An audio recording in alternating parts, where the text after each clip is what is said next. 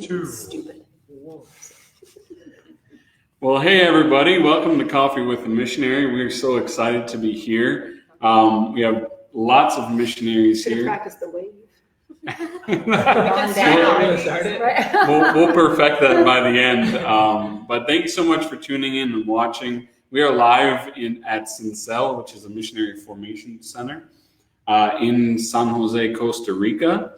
And so we're actually having coffee with the missionaries tonight. We are with them. They all have coffee, right? Yeah. Can we verify? Yeah. We haven't verified the caffeine level, but there is coffee. And we're really excited to just talk about what is learning a new language like. So we would love to hear from you. If you're watching this, we'd love to hear where you're hearing from and how you got connected to the video. We'd also like to know if you've learned another language and what that was like for you. But do you have anything to say? Our Uber driver today spoke 5 languages. Whoa. Wow. Yeah. So he does not need to come. That's one thing I'd like to say. He's on top of it. All right, excellent. So so let's get started. And first of all, we'll just have each missionary here introduce your name and what country you're going to. So we'll start with Sean. Hi there, I'm Sean. My wife is not here, probably sleeping, as she likes to sleep. But I am a missionary associate, and we both, my wife and I, that being, are headed to Machala, Ecuador. Awesome. Great. And I'm Cody. This is my wife, Taylor. We have a 2.5-year-old boy named Owen who's not with us tonight. And so thank you, Ray, for looking after him. And we're going to be actually serving with Joel and Leah Marbet in Secua, Ecuador. Awesome. Very awesome. Anything you want to add? No, just excited to be here. All right. Awesome. Obviously, you guys know us. Lexi. Hi, I'm Lexi. I am a career missionary to Colombia, where I'm headed to work with deaf ministry. And I am Heather. My husband is not here. He's Isaiah. We are headed to Colombia also to work in Santa Marta. Awesome. Well, thank you guys all for being here with us tonight. And you guys, we already did a coffee with missionary with Lexi, so now she's coming back as a career missionary, which is super cool. That's cool. And so some follow-up, yeah. Switching from Nicaragua to Colombia. Yeah. Awesome. So kind of the first thing we want to get into is learning another language. Your first step, if you're called to Latin America or the Caribbean, your first step is to come here to San Jose, Costa Rica, to CINCEL. And this is, we're in the chapel right now. Just beautiful, nice little room. So guys, share a little about your experience so far. You're all at kind of different stages. What is learning a language? How has it been different than you expected? Let's start with that. I would say it's kind of like doing a really insane workout on your brain. The first week we were totally exhausted, and mostly it was sitting in classes and things like that, and we could not understand why we were so tired, going to bed super early, but then we realized our brain literally hurt because we were exhausted. Wow. So, Wow. Okay. Yeah, one of the things that I heard before coming was like learning a new language is like becoming a baby again. Mm. And so it's just such a humbling experience.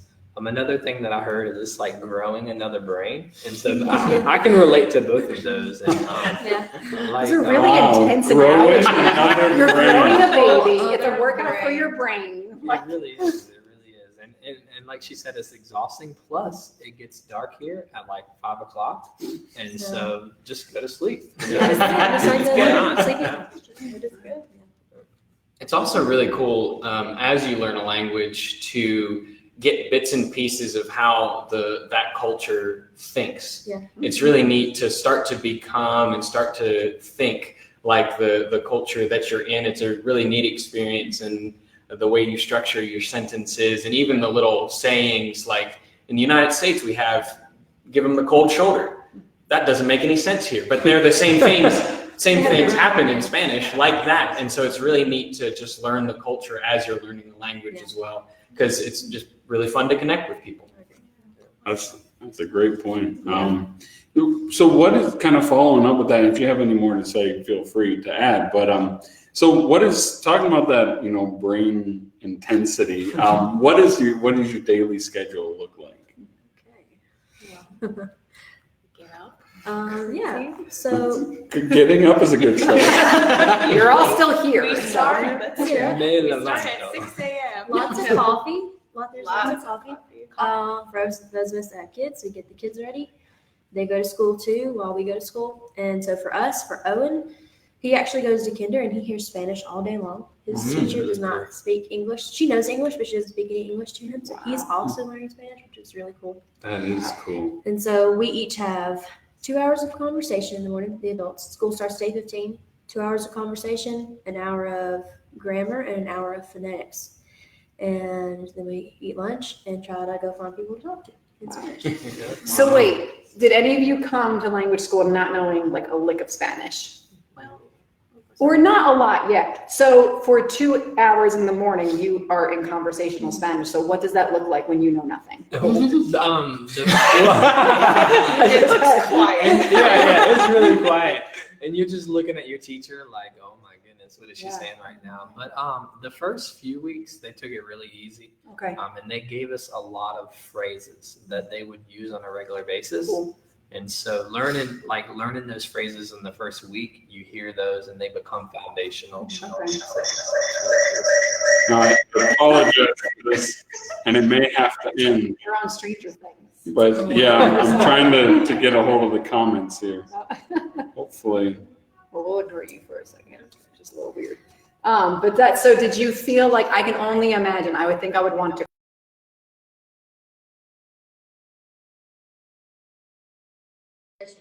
Okay. I did a conversation.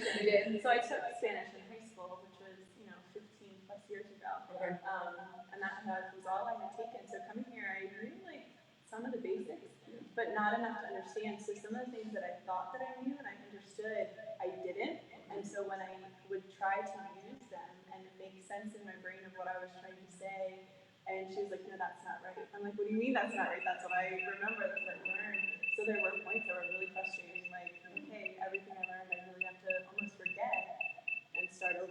So Which then you probably know so little anyway, even more it was, frustrating. yes. Okay, sorry. Technical difficulties. This says, Meryl says our mic is off. Uh-oh. All right. I think I messed it up. Going here. Well, we do have someone that speaks sign language. So we can do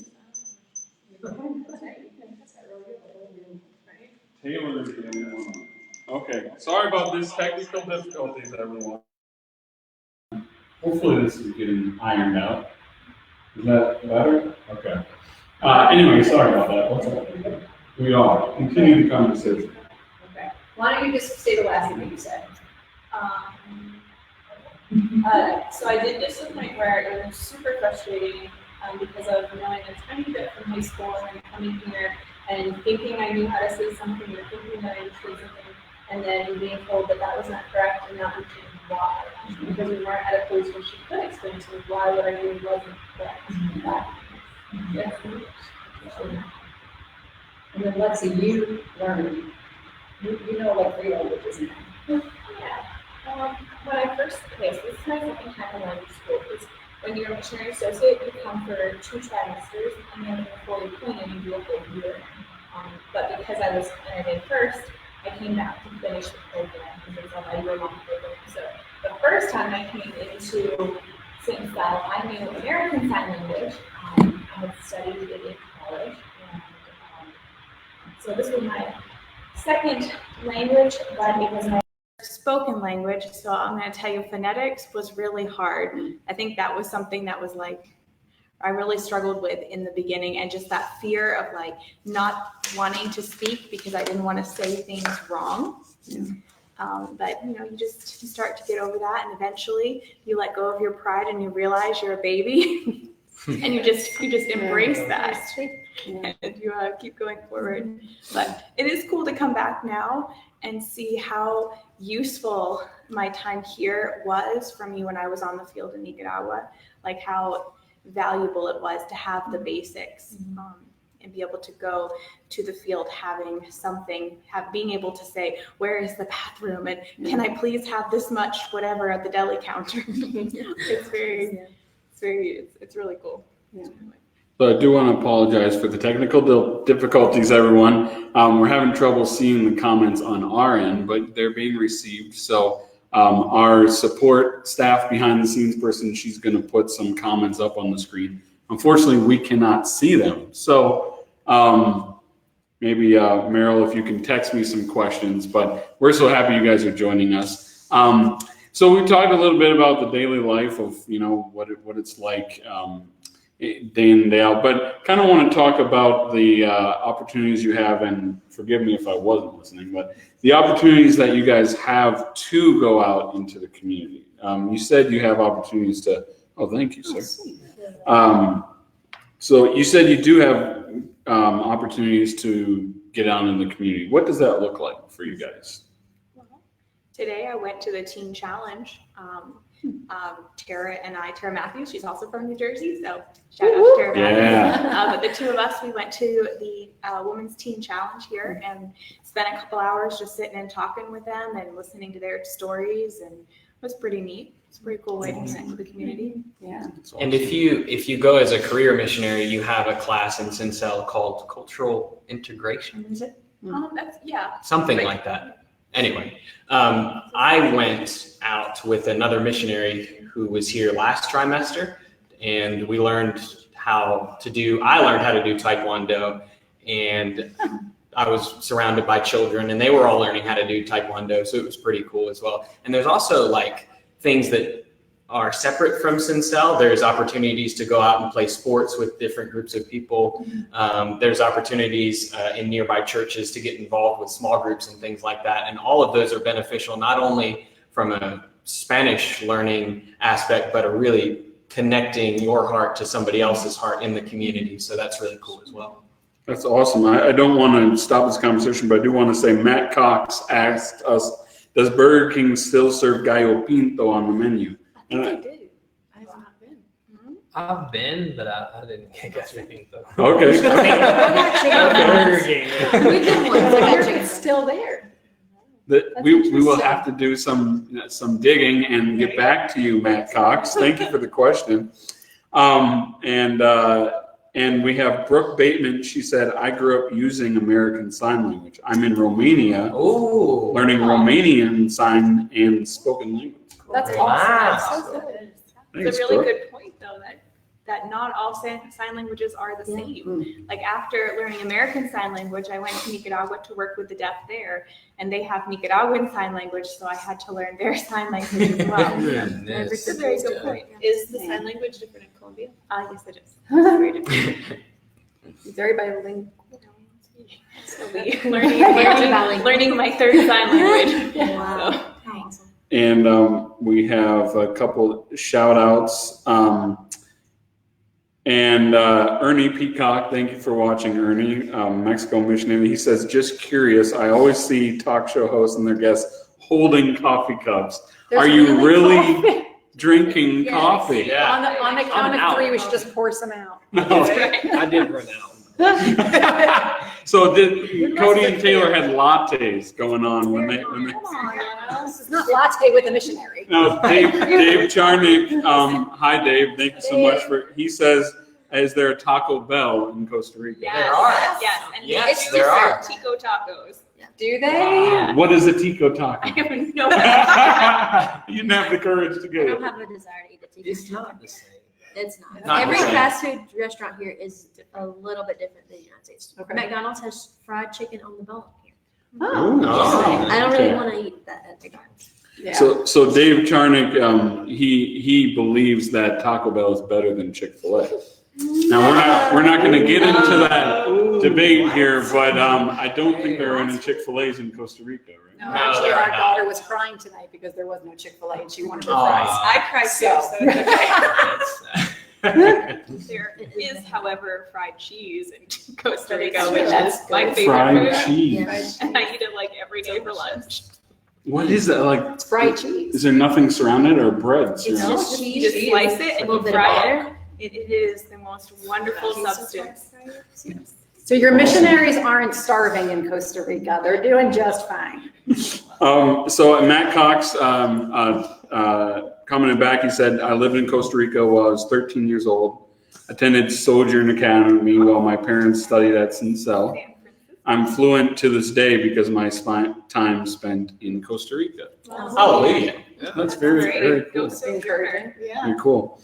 Now we have Aaron Rosario says, if a person is going to serve in a Hispanic country but already speaks basic Spanish, are they still required to do the language training in Costa Rica? That's a really good question. Great question. Anything? Well, Sorry, go ahead, Cody. as you started off, this is a formation center.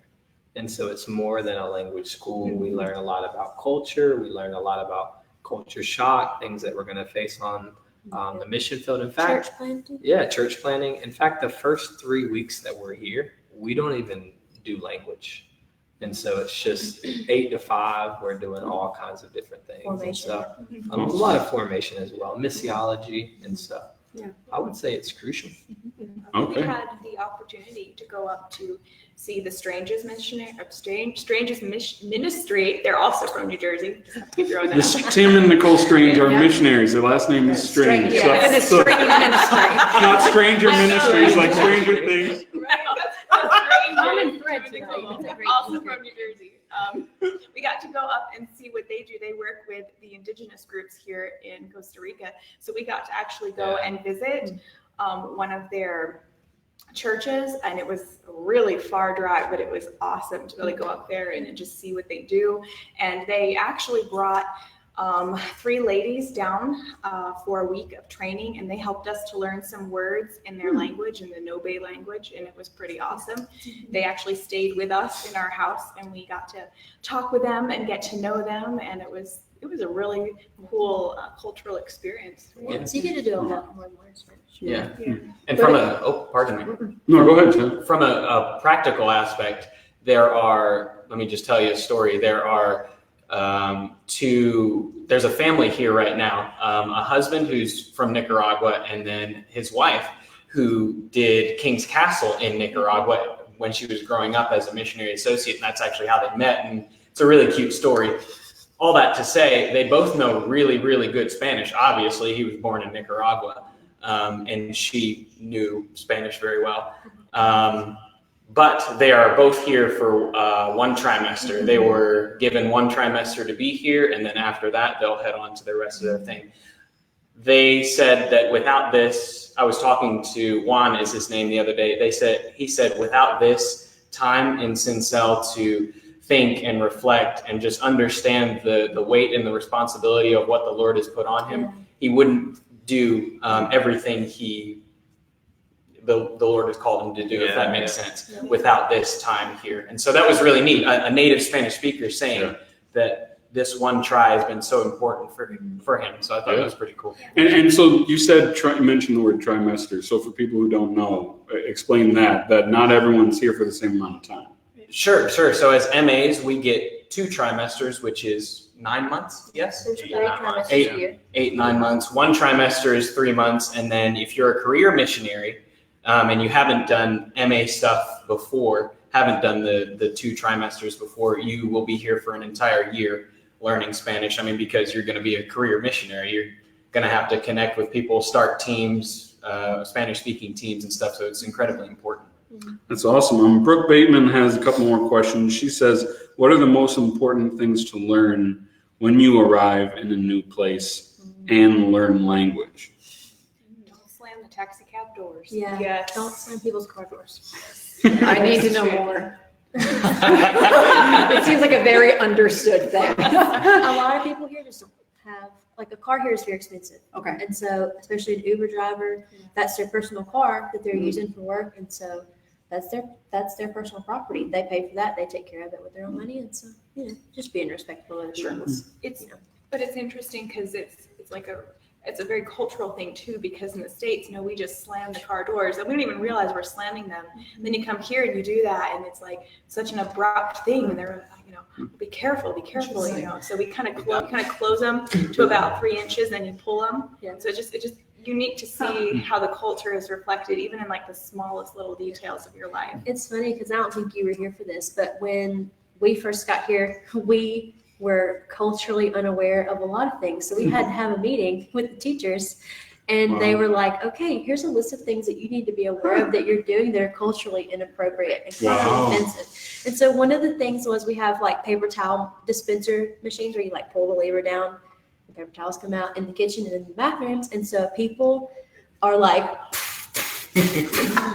on the paper towel machine, and it's so loud, and we're using so much paper towels, and they were like, you don't have to have this much paper towels, and you don't have to beat the machine, just real slowly, just 2 times, and that's enough. Just 2 times. And so it was several things, small things like that. Another really funny thing from that meeting is here, for whatever reason, everybody takes a shower in the morning. Every day. Okay. And like, I mean, in the States, a lot of people do it at night, a lot of people do it in the morning, but here, you're disgusting if you don't take a shower in the morning. They would hate me. And like our teachers would tell us, like, that's nasty, y'all smell bad. We got a text one time in our CINCEL group chat on WhatsApp that said, remember that you guys need to be taking showers every morning. And I'm like, What is this, junior high? who is not taking a shower that we have to put this in the group chat?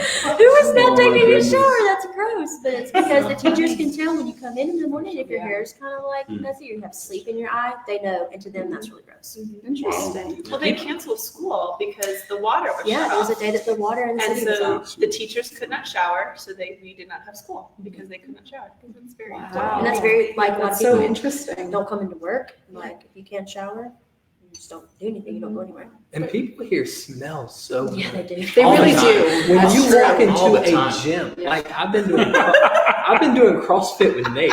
We walk into the gym and it smells good. Like in the US, it would never smell Right. good. not common. That's a good I have point. friends who shower before they work out and then after. It's just a very important cultural value that they have. Wow. So, and it's interesting though, I think also because we as North Americans, we sweat a lot more when we come here too. Like we are We're not used grosser. to the. We just are. I'm just gonna be Are honest. grosser. I am, I don't sweat like that in New Jersey, but I definitely sweat here. Like, Fair point. yeah, it's true. We do a fair amount of sweating, so it doesn't surprise me that our teachers can tell when we haven't showered. It's crazy because I feel like every question Noah asks, you guys are coming up with like different answers that I'm expecting, but they're all so revolving around culture Yeah. more than language. And this is a language school. Yeah. But it's crazy to me because I'm thinking in the back of my head while you guys are talking, I'm like, but none of them are staying in Costa Rica. What does it matter if they learn this culture? They're leaving. But it's just the idea that like, you guys it's opening up your eyes to the fact that there is another culture. Sure. And I do have to pay attention to that when I get to my culture of choice, not choice, but where I'm going to serve. And so even on just that basic level, to have people that feel comfortable enough to tell you, like, we need to tell you some things. And for you guys to know this is a safe place to be like, you can talk about that and open, be like, you were told to take showers, And so I don't know, it really is just mind blowing to me at how much more than genuinely a language school this is. Like it's, I mean, I studied intercultural studies at Valley Forge, but I remember Hilda Bradney, and she was a missionary here in Costa Rica for many, many, many years, and then in Paraguay. But I remember one day we came to class and she was talking, and she told me, she was like, so you can't have language without culture or culture without language. Like they are not separate. You can't separate them. So understanding the language and seeing it, like Sean was saying, through another person's eyes is how you begin to really learn a language. yeah. That's awesome. Asa Cameron Parnell, she says, It's a dude. he says, He's a I missionary. apologize. He's a newly appointed missionary associate. And he's going to school in Ecuador. Yeah. He says that's how it was in Ecuador. They hated it if you shut the door too hard. Yeah. So thank you for confirming that. And the Americans are the weird ones. And Aaron Rosario says, awesome, thank you. I'm a missionary heading to the Amazon in Ecuador for 2 years. Looking forward to working with the AG in the near future. And he's the one who asked about, does a Hispanic person have to go to language school? And then also Ernie Peacock says, we served in Spain for a while. Not sure if you have to go to Costa Rica for language if you plan to serve in Spain. I don't think so. You used to. You used to, I don't know. You do Maybe not the first anymore. 3 weeks. Not for Spain. We have Okay. friends of ours that are in Spain currently, and they do their own language studies over there through the school because of the vosotros. Oh, Yeah. it is That different. makes Different sense. kind of It's Spanish. a different Spanish. Okay. Spanish is very different even from country to country. That's true. Like the whole way you structure things. Like I remember when I first got to Nicaragua, like how many things I had to change that I had learned here that just aren't the way that it's said there. So it's interesting to see how it's the same language, but it's completely different. So I want to hear from you guys about like, when you hit the mental block, when you hit the, the excitement's gone and it's like, all right, like, wait, this is like hard and like, there's no magic formula. What have you guys found to help you have that kind of grit to keep going and not give up, Honestly, so it's completely counterintuitive to what I wanted to do, but what pushed me through it was having conversations with other native Spanish speakers and those who were patient enough with me to, not correct me as hard or not even correct me at all sometimes. Sometimes I just felt like saying every word I knew. The alphabet. But that back and forth conversation, whether it's an Uber driver or whether it's a close friend from a church or someone on my baseball team, those back and forth conversations really lift you up from this mental block that it'll happen a couple times when you're here. At least it did for me personally. Those they're almost like little triumph, little victories to know that you communicated something. They understood what you were trying to communicate. They responded back, and then you were able to respond back. So just No matter what you felt like in class. Sure. You were like, I'm doing it. Yeah. And it's a beautiful thing, and it really puffs you up a little bit, and Gives you more motivation. yeah, lights a fire under you. Encourage. Wow. No, that's awesome. It's awesome. I mean, I definitely second that. It's just those little wins. Like you might have a really horrible day because you could not conjugate anything to save your life, but you could go to the grocery store and you could pay and understand the question that they had, and you could respond and say hello and thank you and be on with your day. One thing for me, so we have 3 children who are also here, and watching them speak Spanish. So that's like a win. Like, okay, we can do this. If they can do this, we can do this. So our 6-year-old, she also spends time in kinder, so only Spanish there. She knows the word "y," which is "and," but in Spanish you say "y." She will speak completely in English and say "y," and then continue in English, and just the confidence. And she will do that to complete strangers in Spanish, and she just assumes that they know exactly what she's saying. So it's stuff like that, and it's like, you know what? Like I can do that too. Obviously I know more than "y." Thank you, Jesus. Right? But if she has the boldness to do that, then I can do that. Because I don't want her to get shy and not want to do that. So You have to go talk to people. yes. Like if you have to use what you're learning. If you're not using what you're learning, you're going to lose it as fast as you learned it. But when you talk to people, it helps solidify it, I think. And I have found, just in my personal experience, which I don't know if this is Jesus or just how my brain works, but as we're learning things and then we go out and we have conversations with people, or we get an Uber and we're talking to somebody, it's like it just so happens that something comes up in conversation that's exactly what we're learning. And so I'm like, I can use this right now. And so it just reiterates, I think, the importance also of having relationships with nationals, with locals. And so finding a friend that can be a safe place, like a person that is willing to deal with your bad Spanish, but just be someone that you can talk to. It's just one of the importance of building relationships, I think. Which it also doesn't give you a free pass to not make friends while you're here. Yes. I feel like this is such like a stepping stone to where you're gonna be. So I feel like the temptation, especially if you're only here for 1 trimester or 2, you're like, just got to get in, got to get out, got to know my stuff and be done. And it forces you to have to make community, which is probably super helpful just emotionally too. Yeah. Right. Absolutely. I think for me, what pushes me, Pastor Mike, the director here, he told us when we first got here, he said, you're all going to learn at different levels, at different speeds, at a different pace. But if you just stick with it, eventually you're all going to be fluent. Wow. And so just not like comparing yourself, and just know like, man, 2 years down the road, as long as I stay humble and as long as I can become a student and be teachable, I'm eventually going to get this thing. And the purpose of getting it is so that we can proclaim the gospel. And so when you keep the purpose in mind, like it just makes the process easier. But if you don't enjoy the process, it's going to be miserable. And so just enjoying the day and I tell Taylor sometimes, hey, Taylor, we're about to do an hour of homework. You know what? We're going to put a smile on our face. I'm going to make you a great cup of coffee. and I believe that, seeing what you guys had tonight. Really? Great. So Tony Miller says, hi, y'all in Costa Rica from Evangel Temple, Columbus, Georgia. She says, we were there on a MAPS trip a few years ago, set the metal beams on top of the concrete supports for the beginning stages of the church. So thanks for saying hi, Tony. Don Cartledge says, very insightful. And Aldo Suarez says, looking forward to being here at CINCEL. So Great. looking forward to have you too. That's great. And Joy Figueroa Rodriguez says, relationships make a huge difference, but she also said she'd love to take a team here to Costa Rica. So yeah, connect with Mike Hattinger, director here, and there's always room for you there. And if you're just watching, just tuning in now, this is Coffee with the Missionary. It's live from CINCEL, a language school missionary formation training center in San Jose, Costa Rica.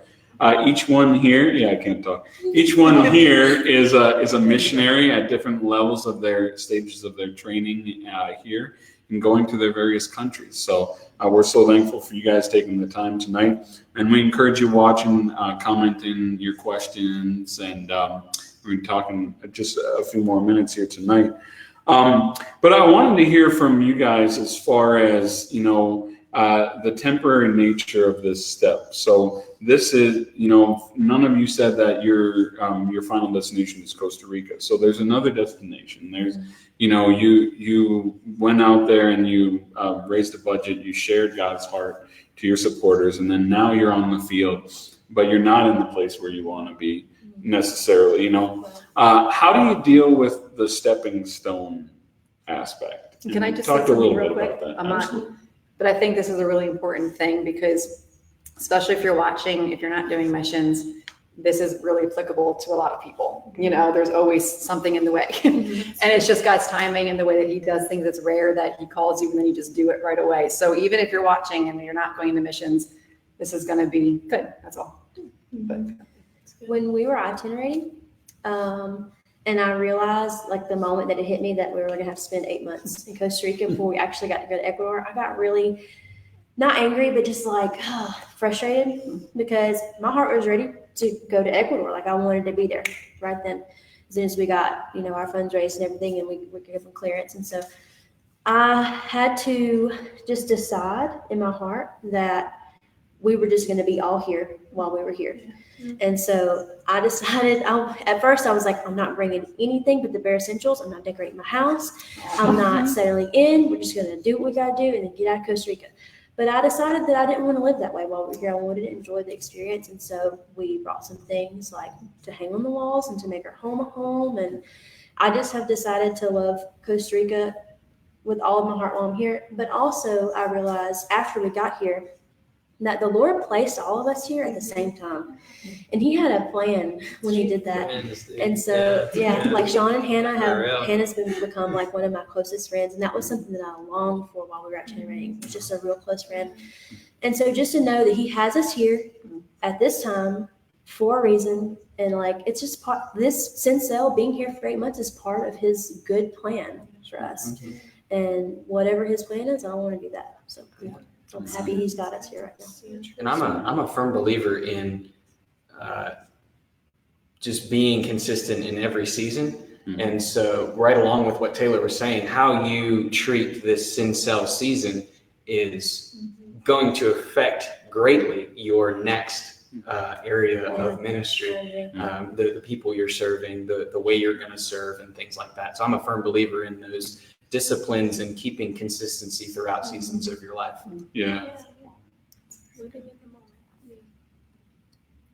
Just really what they said, you have to be here. This is, yes, that's where God has called you, but you can't be effective and do what he's truly called you to do unless you can be effective in the season that he has you right now, in the training, in the good and the bad, and the going out and building those relationships and learning how to go shopping and learning how to go to the market and understand the numbers that are coming out of their mouth so fast. I struggle with the numbers, but all of that, because when I get to Columbia, I'm going to have so much more to do, because that's now being a missionary, my job, and I have all of those things here. The purpose is the training.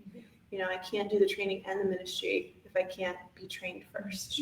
So I really do feel like the Lord knew that I needed this right here. Like just a time to draw close to Him, a time to reset my life from my generation and just the chaos and the craziness, a time for us to get in a groove as a family and a routine and all that kind of stuff. And so I just believe that this is good. This is what He wants. And so. Yeah, to me, it's a lot like when you schedule an appointment with a doctor, and when you get there, you're in a waiting room, right? And you're just sitting there in the waiting room, and it feels like such a waste of time just to sit there, and they get you there an hour early, and you're like, man, what am I going to do here? And it's the same thing. Like we have an appointment. We have we're going to Ecuador. That's our appointment, and we can view this as a waiting room, a waste of time, or we can view it as a working room. And so we know that the Lord's working on our hearts, just like CINCEL, it means chisel. The Lord is working on our hearts, and we can go deeper in our devotion, we can go deeper in our relationships, and so it's perspective. Wow. That's good. And Costa Rica is awesome. Yeah. It's so amazing. Incredible. Wi-Fi Not a too. bad place to be. It is a great transition. It is. Yeah. It's Great very much in the stepping middle. It's just different enough from the United States, from North American culture, that you feel it, but it's not so hard that you feel like you're drowning, as if you went straight to your country. Yeah. And you're doing it with people in the same boat. Doing the same You get stuff. it. Everybody's going through the same struggles. stuff. Yeah. I know a lot of you guys use Uber, but instead of taking your first taxi alone, you have somebody else to be like, come try this with me. Yeah. If they don't understand, right. we'll try you. And if they don't understand you, Next. It's crazy. it's great to learn together how to do these new things that maybe you've never done before. Can I ask a question? Absolutely. He's got an agenda and I don't know what it is. So. I'm just looking at the comments. I want to interact. What's been your most surprising, not win, but surprising surprise though? A lot of the things we're talking about, which are good, are the struggles and the learning experience, but what's been surprisingly enjoyable or fun or easy or just, I don't know, something you're going to miss? The food. Yeah. Okay. I love a roast con pollo. Yeah. I'm gonna miss the food. Yeah. For sure. There's no doubt. I'm learning how to make a roast con pollo. I have a friend a Costa Rican friend who just walked me through the steps a couple weeks ago. We're home for Christmas, and so I may need to FaceTime her some more to Perfect my it. skills. Mel right here makes killer auto sweet Oh, potatoes. I'm gonna hit you up there. Definitely no Tika. Yeah. And the people of Costa Rica, Yeah. just the nationals here are so kind, and so even it's in their culture, it's in their language, it's part of, instead of saying de nada, if you say thank you, they say, oh, de nada. That's normal, that's what we learn in Spanish. But they say con gusto, which means with pleasure. And nobody says de nada here because it's just such a welcoming culture, and I love that. It's such a beautiful roller coaster, if you will, from itineration to here and then eventually to your country. It's lovely people to learn Spanish with. Wow. They may not have a Chick-fil-A, but if they did, It'd be perfect. It'd be Yeah, perfect. they would But they speak the right speak like language. people from Chick-fil-A, They do, you know? Yeah, my pleasure.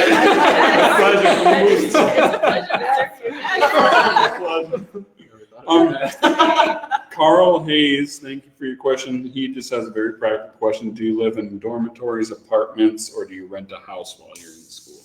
All of the above. Yeah. All of the above, okay. So I'm a family of 5. We have 3 children and my husband and myself.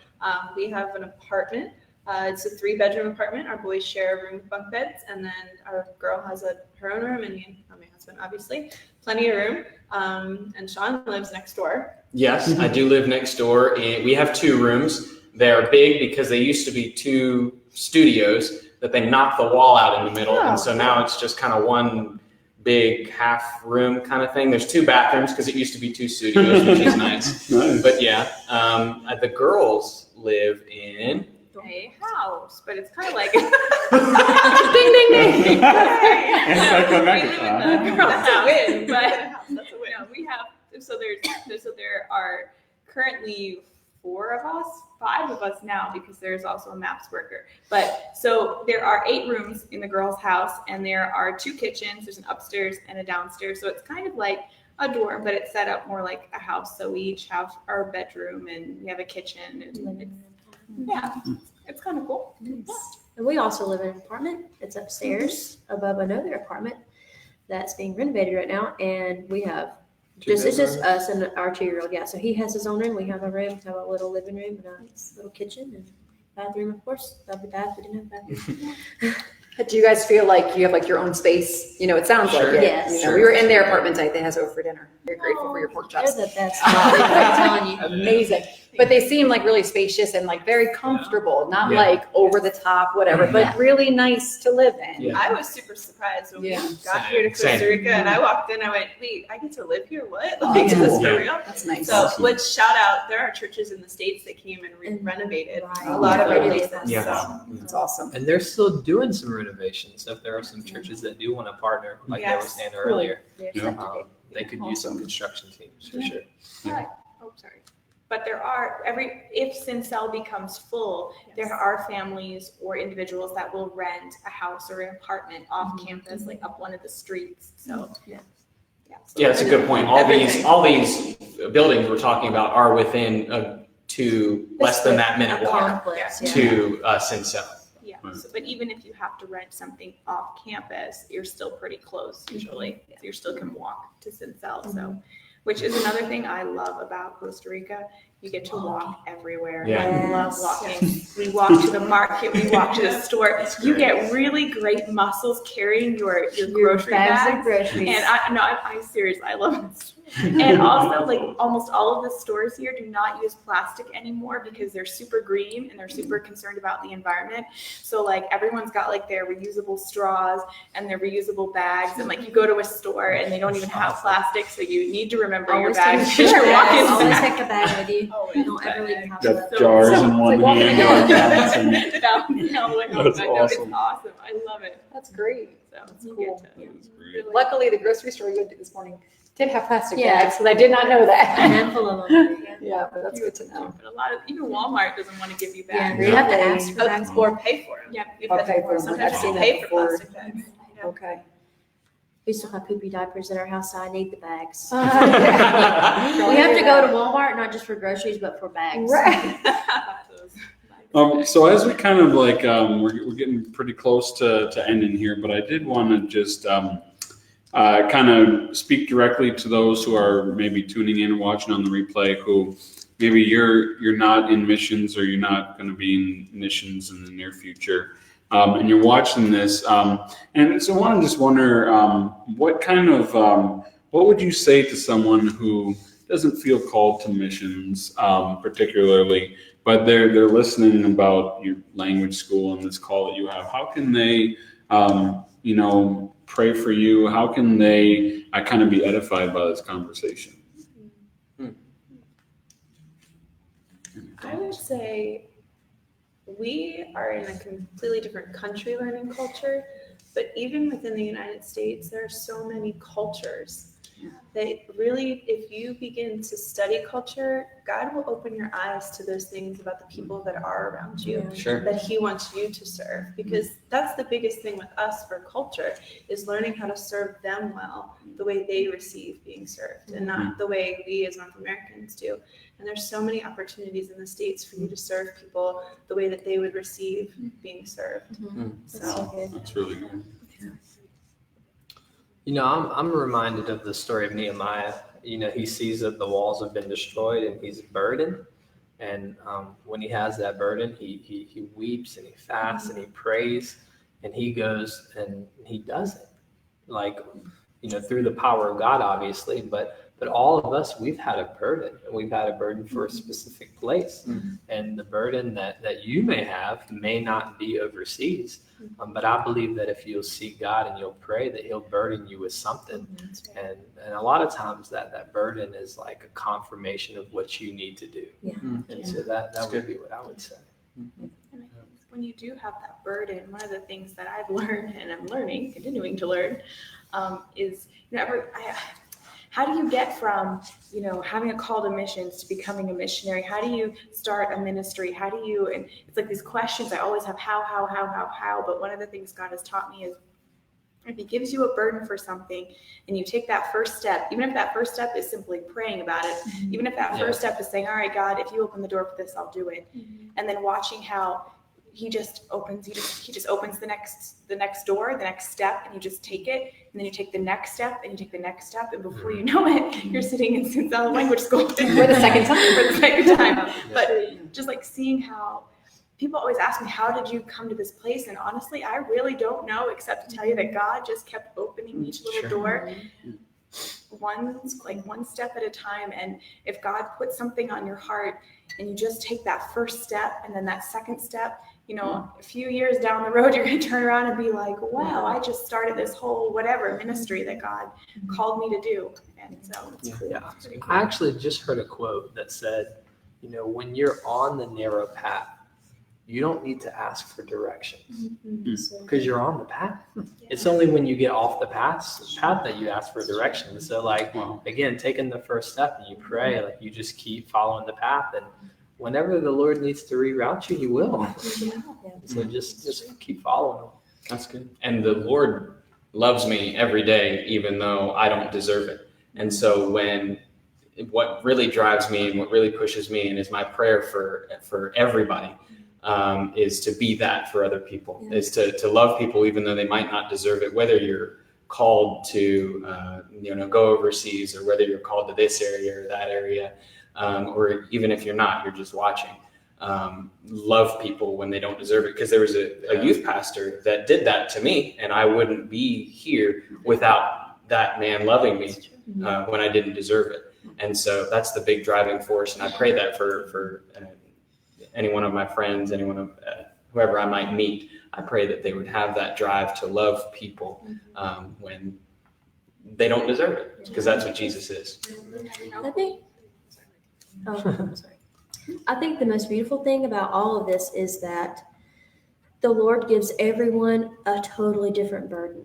And so a lot of times it's easy for us to judge other people's burden and be like, well, is that legit, or whatever, mine's more legit, But the Lord gave that person that burden. And the Great Commission is accomplished when we're obedient to whatever He's asked us to do. And that's the only way that it'll be accomplished, is when we're obedient to whatever the burden, whatever the call is that He's given us. I was thinking, just with what you said and with what Sean said too, being obedient, because you might not be called to missions, but you never know who is called to missions that you will love and could change the world because of your obedience wherever you are right now.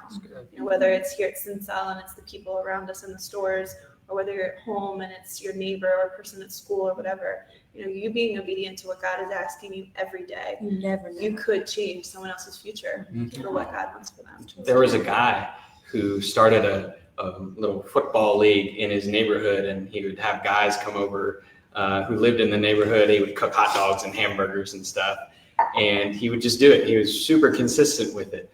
And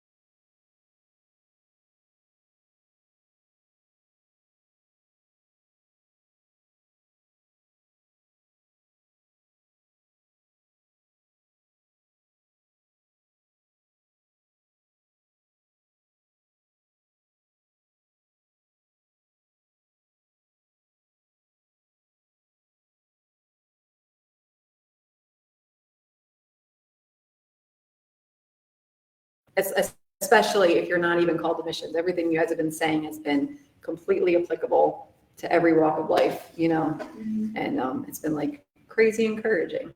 Seriously. Okay, so Meryl says it's frozen, but anyway, thank you so much. We're gonna keep talking. Thank you so much for tuning in and live from CINCEL in Costa Rica. God bless you, and we'll see you next time. Cheers. Good job. Ciao, as they say.